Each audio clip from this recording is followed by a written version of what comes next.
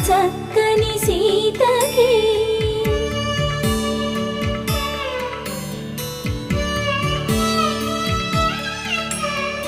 ఎర్ర జాబిలి చేయి రాముడేడని అడుగుతుంటే చూడలేదని పెదవి చెప్పే చెప్పలేమని కనులు చెప్పే నల్ల పూస